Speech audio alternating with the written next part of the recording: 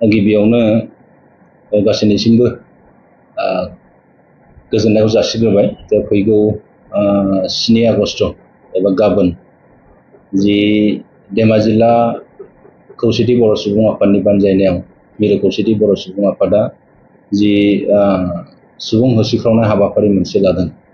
दा बेवहाय जोङो बयखौबो खावलायगोन जे गाबोननि जि हाबाफारि बे हाबाफारियाव जोंनि धेमाजि जिल्लानि सिङाव थानाय जेसेबां बर' गामिफोर दङ बेनिफ्राय दरफ्रोमबो गामिनिफ्राय बाहागो लाफैगोन आरो बेजों लोगोसे जोंनि जिल्लानि सिङाव थानाय मोनफ्रोमबो माहारियारि आफादफोरनि दैदेनगिरिजों लोगोसे मावथि बिथांमोना बेवहाय बाहागो लागोन।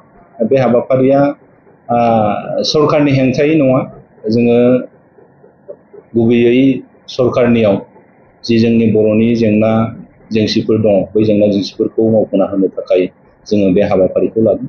दा बेवहाय गोबां डिमान्ड दङ, जाय डिमान्डफ्रा दिनै बिटिआर एकर्डजों फैफानाय जि जोंनि बर' कसारि वेलफेयार अट'नमास काउन्सिल, दा सरकारा जिहेतु जोंनो मावफुंनानै होनांगौमोन बेखौ मावफुंनानै होआखै, जायनि जाहोनाव दिनै जोङो सरकारनाव दाबि दैखांनानै जों खुद्रिसारनायनि गेजेरजों माखासे डिमान्डफोरखौ बिनो नागिरदों।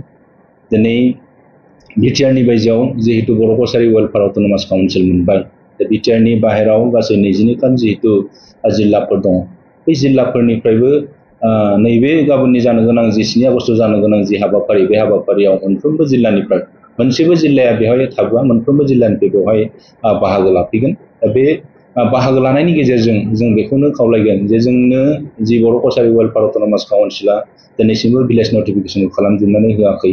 दा दिनै जों सरकारखौ खावलायनो लुबैदों आरो खावलायदों जाहाथे थाबैनो जे जोंनि बर' कसारि वेलफेयार अट'नमास काउन्सिलखौ भिलेज नटिफिकेसन खालामनायनि गेजेरजों थाबैनो इलेक्सन फाथिनांगौ, रांबावजाखौ बुरजा होनांगौ, जों बेखौ खावलायगोन।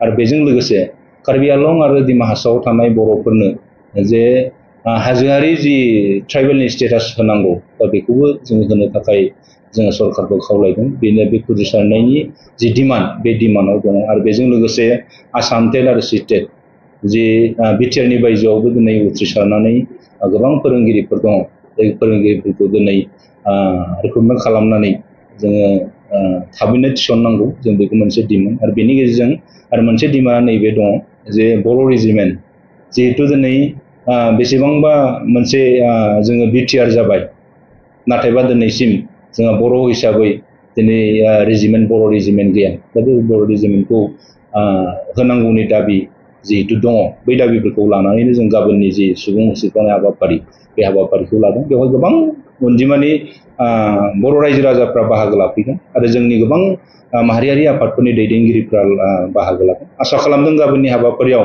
जाहाथे बयबो फैनानै जे गाजा गोमजायै लैहोर लैहोर फैनानै बे जोंनि जा डिमान्डफोर दङ बै डिमान्डफोरखौ जाहाथे जाफुंसार होनायाव मदद होफैयो, जों बेखौ धेमाजि जिल्ला खौसेथि बर' सुबुं आफादनि जानानै बे समाव जों गासैबो रायजो राजाखौ बाहागो लागोनखौ मिजिंथिदों।